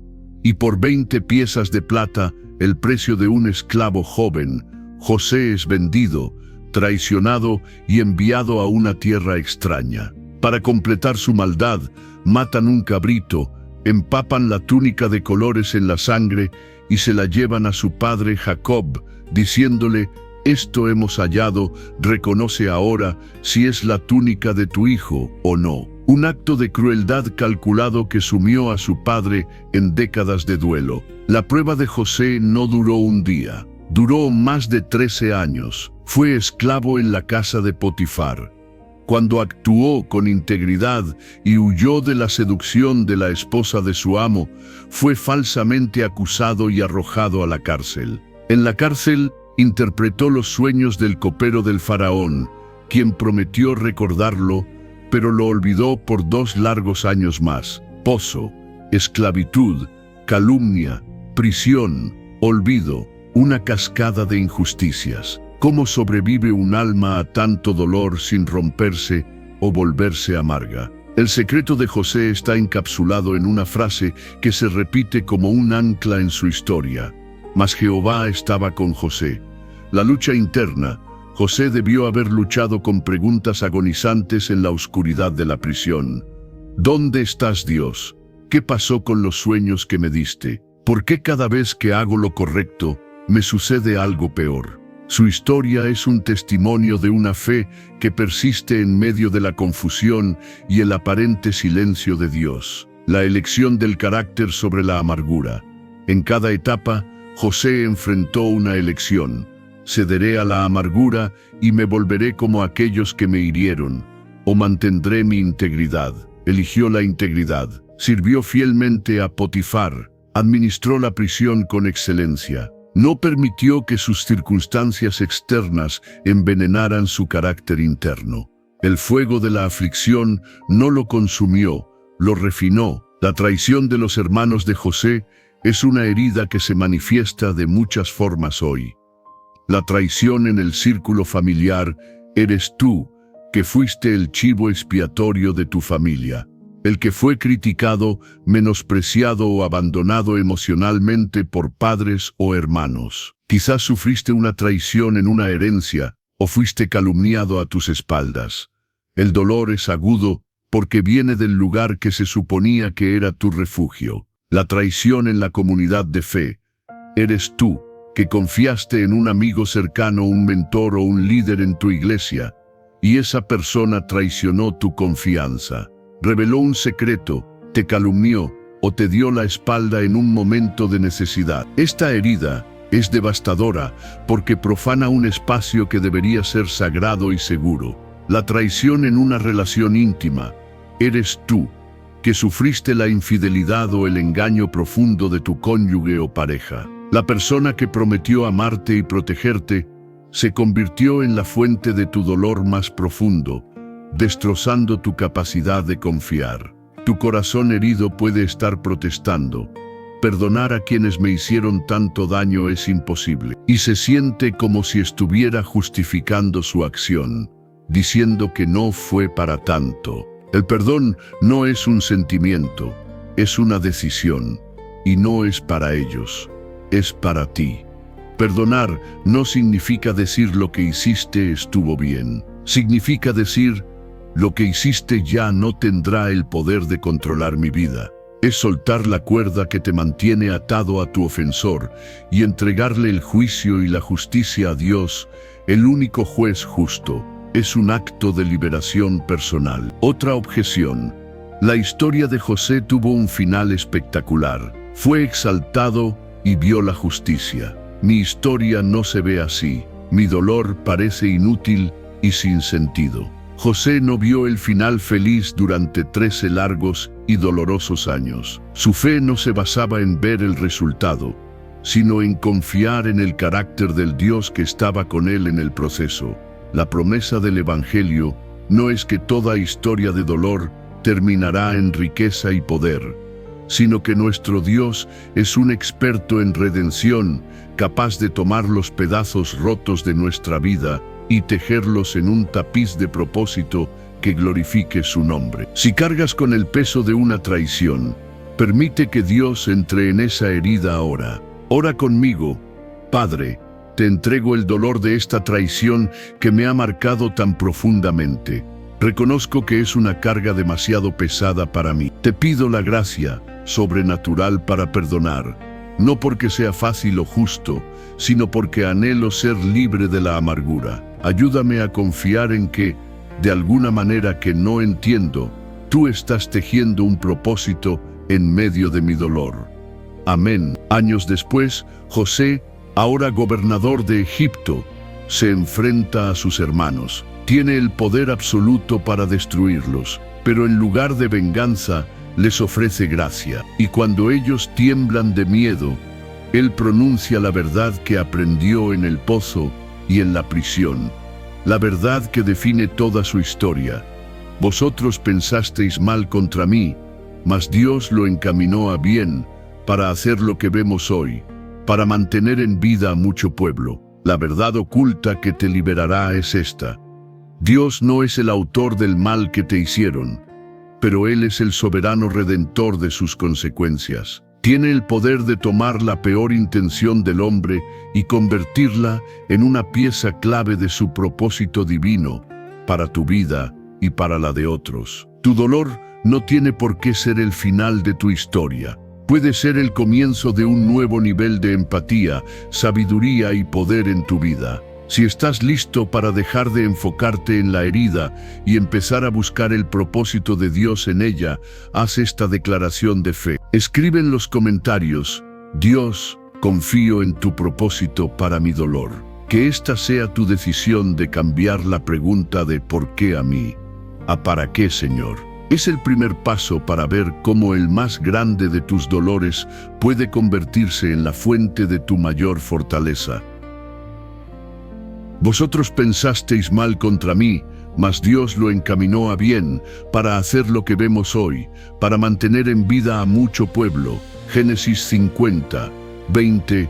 Tu dolor no es el final de la historia. Entrega los hilos rotos y enredados de tu vida al tejedor maestro. Confía en que Él está creando un diseño de gracia y propósito que aún no puedes ver. El sufrimiento injusto y el silencio de Dios, la lección de Job. Hemos explorado el dolor que nos infligimos a nosotros mismos y el dolor que otros nos infligen.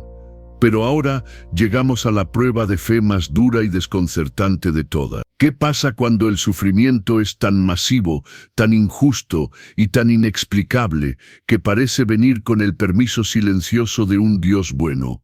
¿Cómo descansa un alma cuando el cielo mismo parece guardar silencio? Para enfrentar esta pregunta, debemos sentarnos en las cenizas junto al hombre de Uz, cuyo nombre es sinónimo de sufrimiento, Job. Es crucial entender quién era Job antes de la calamidad. La Biblia lo presenta no como un hombre común, sino como el pináculo de la integridad, perfecto y recto, temeroso de Dios y apartado del mal. Era inmensamente rico, respetado y, lo más importante, un padre devoto de 7 hijos y 3 hijas. Su vida era el modelo de la bendición de Dios, y es precisamente su rectitud la que llama la atención en la corte celestial. En una escena que rara vez se nos permite ver, Dios mismo presume de la integridad de Job ante Satanás, el acusador, y el acusador responde con un desafío cínico: Job te sirve porque lo has bendecido. Quítale todo lo que tiene, y verás si no blasfema contra ti en tu propia cara. Y Dios, por razones que escapan a nuestra comprensión, le da permiso. La calamidad que sigue es de una velocidad y brutalidad inimaginables. En un solo día, 4 mensajeros llegan, cada uno con una noticia peor que la anterior. Tus bueyes y asnos, robados. Tus ovejas y siervos, consumidos por fuego del cielo.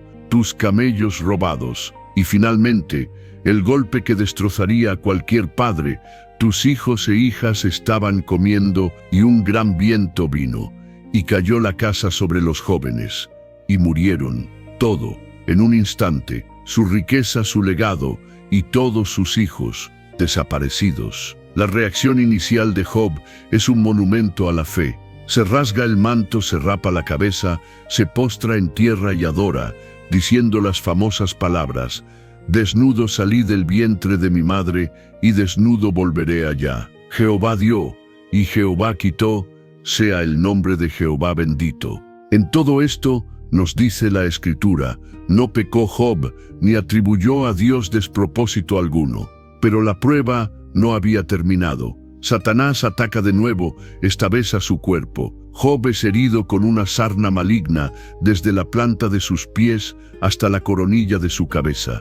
Se sienta en medio de ceniza, rascándose sus llagas purulentas con un trozo de teja. Su propia esposa le dice: aún retienes tu integridad, maldice a Dios y muérete.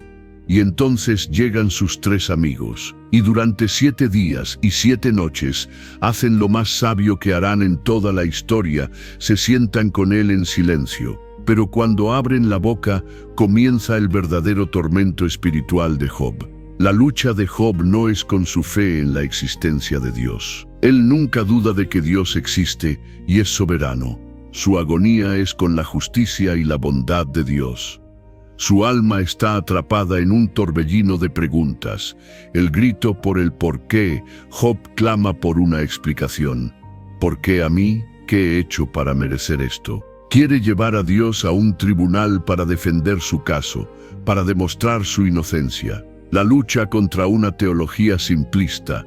Sus amigos operan bajo una fórmula simple: Dios es justo, por lo tanto, si sufres es porque has pecado. Confiésalo y todo se arreglará. Job sabe en su corazón que esto no es cierto en su caso, y la insistencia de sus amigos solo añade una capa de falsa culpa y profundo aislamiento a su dolor. La agonía del silencio divino.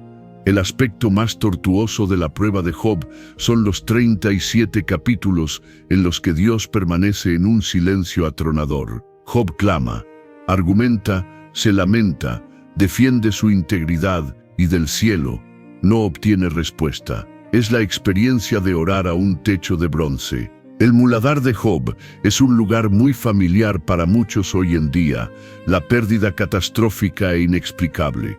Eres tú la madre que pierde a su hijo en un accidente. Eres tú, diagnosticado con una enfermedad terminal a los 30 años. Eres tú, que perdiste tu hogar y tus ahorros en un desastre natural. un sufrimiento que desafía toda lógica y para el cual no hay respuestas fáciles. La erosión de la fe por la oración sin respuesta. Eres tú que has orado por años, con fe por la conversión de tu cónyuge, por la sanación de una enfermedad crónica, por encontrar un propósito, y la única respuesta ha sido el silencio. Tu fe no se ha roto en una crisis, se ha ido desgastando lentamente en el desierto de la aparente indiferencia de Dios. El dolor agravado por los amigos de Job, eres tú, en medio de tu dolor, recibiendo consejos bien intencionados pero profundamente hirientes de otros creyentes. Todo obra para bien.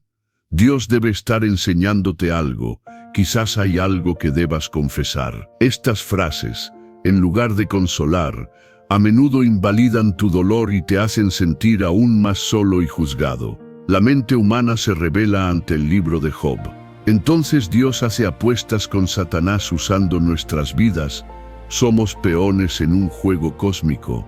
El prólogo de Job nos da un atisbo de una realidad espiritual que no podemos comprender del todo. No se trata de un juego, sino de una guerra. El punto no es entender la mecánica del permiso divino, sino observar el resultado final, la vindicación de la fe y la revelación del carácter de Dios. La historia no se centra en la razón del sufrimiento, sino en la respuesta de Dios al que sufre. La objeción más profunda es, si al final Dios no le explica a Job el porqué, ¿cuál es el sentido? ¿Cómo puede haber descanso sin una respuesta? Esta es la joya del libro. Cuando Dios finalmente habla desde el torbellino, no le da a Job un informe de lo sucedido en la corte celestial. No le explica la apuesta. En cambio, lo bombardea con preguntas sobre la inmensidad y la sabiduría de la creación. ¿Dónde estabas tú cuando yo fundaba la tierra? ¿Has mandado tú a la mañana en tus días? ¿Puedes tú atar los lazos de las Pléyades? Si estás en tu propio torbellino de preguntas sin respuesta, si el silencio de Dios te pesa, esta es tu oración. Oh Dios, confieso que no entiendo. Mi dolor es grande y tu silencio es ensordecedor. Hoy renuncio a mi necesidad de tener todas las respuestas. Te entrego mi porqué. En lugar de una explicación, te pido una revelación de ti mismo. Sosténme en medio de este misterio y ayúdame a confiar en ti, incluso cuando no puedo rastrear tu mano. Amén. La verdad oculta que Job descubre y que es el único descanso posible en medio del sufrimiento inexplicable es esta. La respuesta de Dios a nuestro sufrimiento no es una explicación lógica, es una revelación abrumadora de su persona. La paz no llega cuando entendemos el mapa de nuestro dolor, sino cuando nos encontramos cara a cara con el majestuoso y soberano Creador del universo, y comprendemos que Él tiene el control, aunque nosotros no tengamos las respuestas. Al final, Job responde, de oídas te había oído, mas ahora mis ojos te ven, por tanto me aborrezco y me arrepiento en polvo y ceniza. No se arrepiente de un pecado que causó su calamidad, sino de su propia ignorancia al intentar juzgar a un Dios tan grande desde su perspectiva tan limitada. Y en esa rendición encuentra el descanso. Si estás en medio de un sufrimiento que no entiendes, la invitación de Dios no es a que lo resuelvas, sino a que te rindas. Si estás listo para dejar de luchar por respuestas y empezar a buscar su rostro, haz esta declaración de fe profunda en los comentarios. Aunque no entiendo, elijo confiar en quién eres tú. Que esta sea tu ancla en la tormenta. Tu fe no se basa en la ausencia de preguntas, sino en la confianza en el carácter del único que es la respuesta. De oídas te había oído, mas ahora mis ojos te ven. Job 42:5. Suelta tu necesidad de entender el porqué de tu dolor. Descansa en el misterio de su soberanía. En lugar de buscar una explicación, busca una revelación de su rostro. Encontrarlo a Él es la verdadera respuesta. La fe, desesperada que rompe las reglas, la lección de la mujer del flujo de sangre. Después de contemplar el misterio del sufrimiento desde la perspectiva del cielo con Job, descendamos ahora al polvo del camino. a una fe que no se sienta a esperar, sino que se abre paso. Una fe que nace no de la fuerza, sino de la más absoluta desesperación. Esta es la historia de una mujer sin nombre, pero cuya fe dejó una marca imborrable en el corazón de Jesús. Durante 12 largos años, esta mujer ha estado sangrando. 12 años. Imagina lo que eso significa. Su condición, según la ley levítica, la convertía en una persona perpetuamente inmunda. Todo lo que tocaba, una silla, una cama, una persona, se volvía inmundo también. Esto significa que durante 12 años no ha podido recibir un abrazo. Durante 12 años ha sido una paria social, una marginada religiosa. No podía entrar al templo para adorar. Era una muerta en vida, aislada de su comunidad y en su mente probablemente aislada de Dios. Para agravar su dolor, el Evangelio de Marcos nos dice que había sufrido mucho de muchos médicos y gastado todo lo que tenía y nada había aprovechado. Antes le iba peor. Estaba físicamente enferma, socialmente exiliada, espiritualmente aislada y financieramente en bancarrota. Había agotado todas las opciones humanas. Un día, oye hablar de un sanador de Nazaret llamado Jesús, y en su alma, donde solo quedaban cenizas, una última brasa de esperanza comienza a arder. Se forma en su mente un pensamiento, una idea tan simple y tan poderosa que se convierte en su única realidad.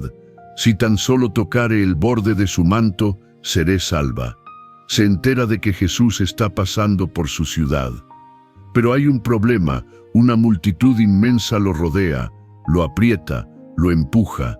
Para una mujer sana, sería difícil llegar a él.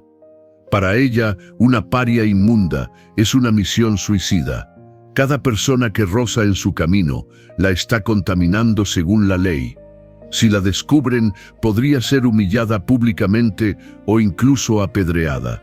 Pero su desesperación es más grande que su miedo.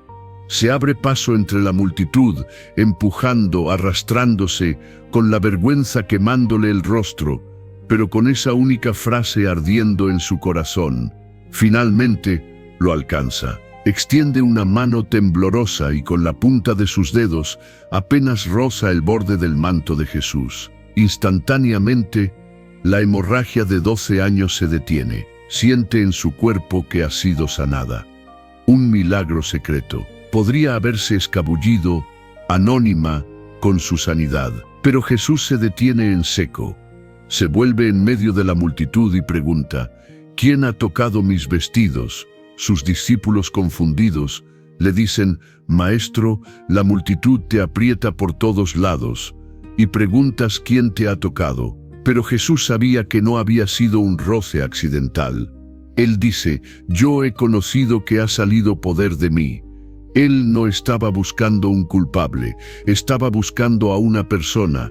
Quería transformar su sanidad secreta en una restauración pública. La mujer, temblando de miedo, sabiendo que no podía ocultarse, se postra a sus pies y le cuenta toda la verdad. El estado de esta mujer era de una desesperación total, lo que la llevó a una fe singular, fe nacida de la impotencia.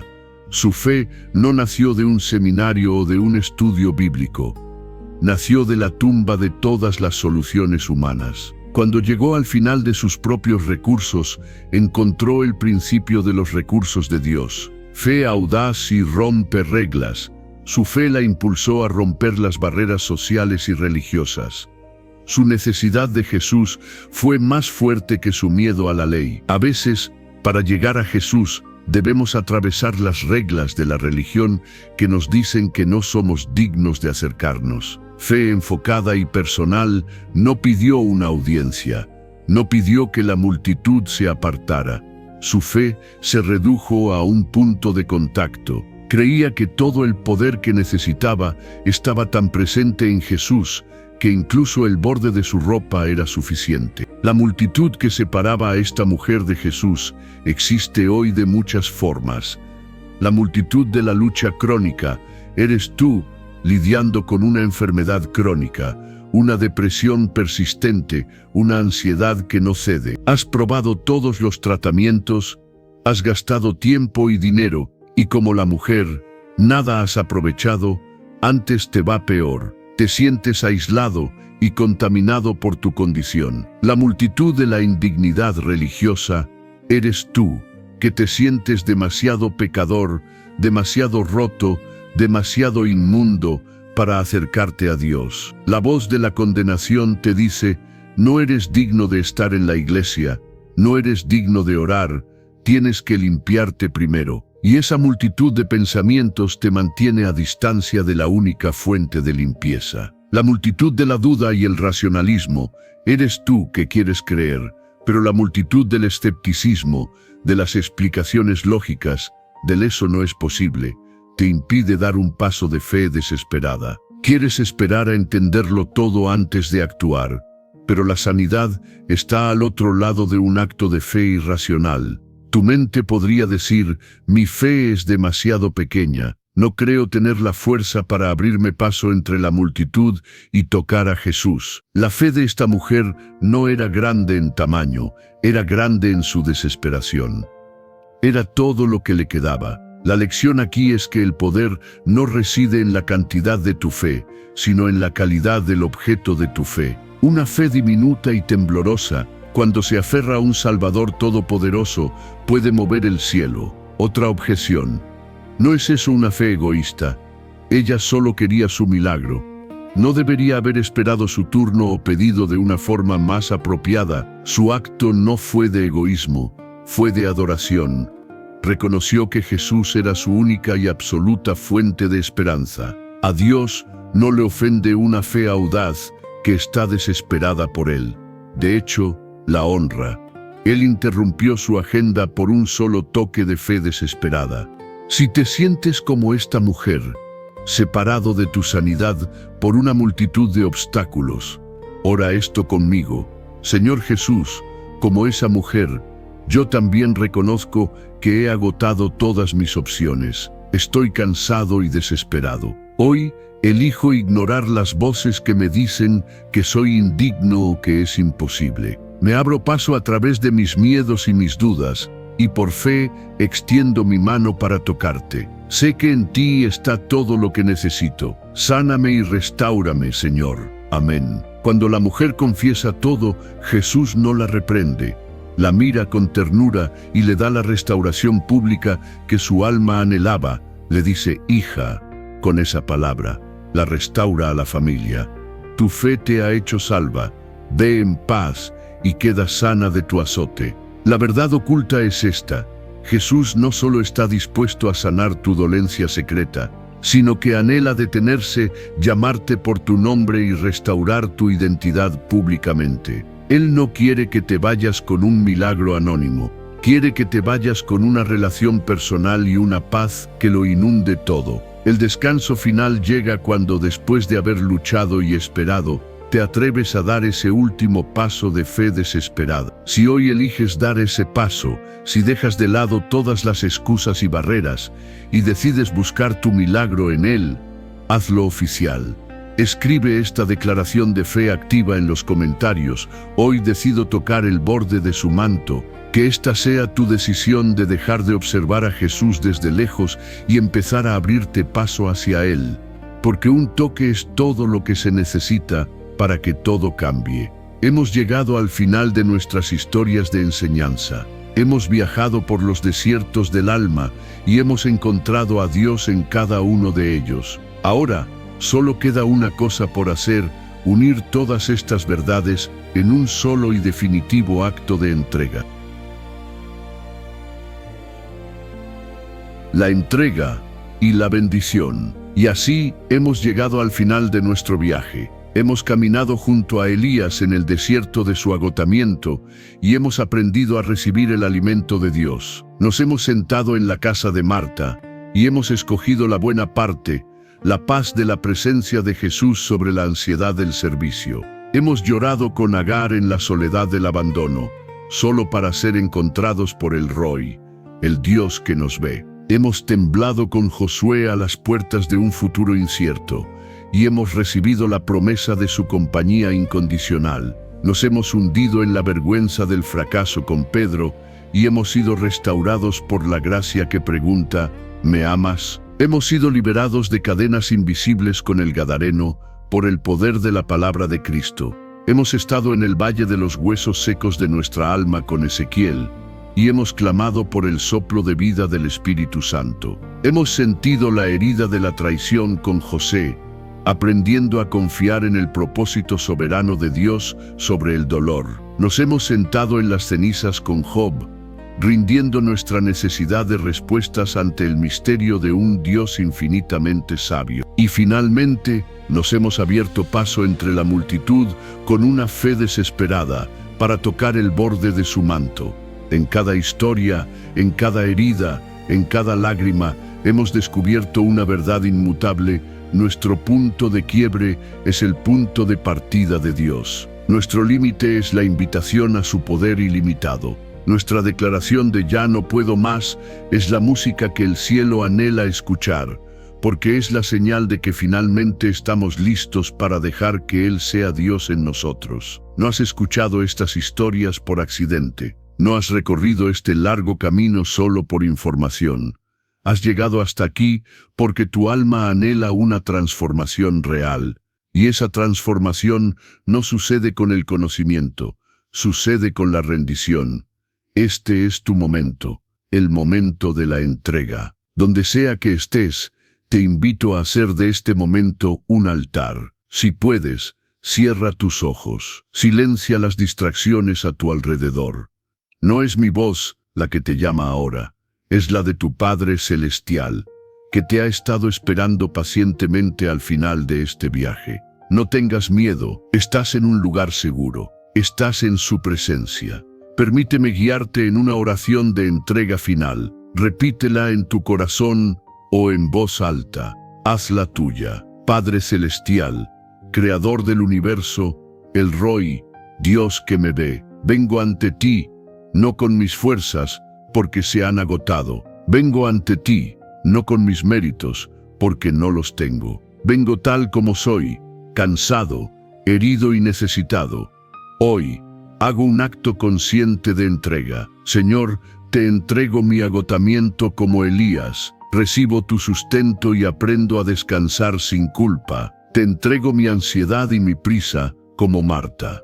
Elijo la buena parte, sentarme a tus pies. Te entrego mi soledad y mi sentimiento de ser invisible como Agar. Descanso en la verdad de que tú me ves, me nombras y me cuidas. Te entrego mi miedo al futuro como Josué. Renuncio al control y camino en la certeza de tu presencia. Te entrego mi fracaso y mi vergüenza, como Pedro. Recibo tu perdón que me limpia y tu gracia que me restaura y me da un nuevo propósito. Te entrego toda cadena de opresión y atadura, como el Gadareno. En el nombre de Jesús me declaro libre. Te entrego mi valle de sequedad espiritual, como Ezequiel. Clamo por tu aliento de vida. Sopla sobre mí, Espíritu Santo. Te entrego el dolor de la traición, como José. Suelto la amargura y confío en que tú puedes tornar mi mayor mal en un bien. Te entrego mi necesidad de entenderlo todo como Job. Renuncio a mis porqués y descanso en el misterio de quién eres tú. Y te entrego mi desesperación, como la mujer del flujo. Por fe, me abro paso y extiendo mi mano para tocarte, creyendo que en ti está mi sanidad total. Señor, toma estas cargas, son demasiado pesadas para mí, y en el espacio que dejan, derrama tu espíritu. Lléname de tu paz, que sobrepasa todo entendimiento, de tu gozo que es mi fortaleza, y de tu amor, que echa fuera todo temor. A partir de hoy, decido no luchar solo. Decido descansar para que tú me sostengas. En el nombre poderoso y redentor de mi Señor y Salvador Jesucristo. Amén y amén. Si has hecho esta oración, si tu corazón se ha rendido, el cielo está de fiesta. Has dado el paso más importante, y quiero que selles este momento. En los comentarios, escribe esta declaración, no para mí, sino para ti, como un monumento digital de tu encuentro con Dios hoy. Escribe, elegué hasta el final, que sea tu testimonio público de que tu viaje de restauración ha comenzado. Segundo, no te guardes esta bendición. El Espíritu Santo probablemente ya puso un nombre, un rostro, en tu corazón. Alguien que necesita este viaje, tanto como tú lo necesitabas. Sé el canal que Dios usa, comparte este video y sé portador de esperanza. Tercero, si este canal ha sido una fuente de vida para ti y aún no lo has hecho, suscríbete ahora. Únete a esta comunidad de fe que busca crecer y sanar junta. Y finalmente, este no es el fin. Es el comienzo de tu caminar en libertad. Para ayudarte a dar el siguiente paso, he preparado un mensaje especial que verás ahora en tu pantalla. Es la continuación de lo que Dios ha comenzado en ti. No te detengas ahora. Haz clic y sigue adelante. Y ahora, recibe esta bendición apostólica sobre tu vida, tu hogar y tu futuro.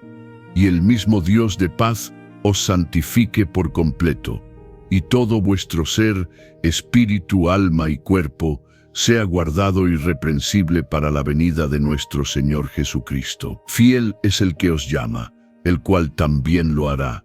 1 Tesalonicenses 5:23, 24, Tiont. La paz de Cristo que sobrepasa todo entendimiento, guarde tu corazón y tu mente. Que su paz te guarde, que su presencia te sostenga, y que su aliento te dé nueva vida, hoy y siempre. Algo nuevo ha comenzado. Camina en ello.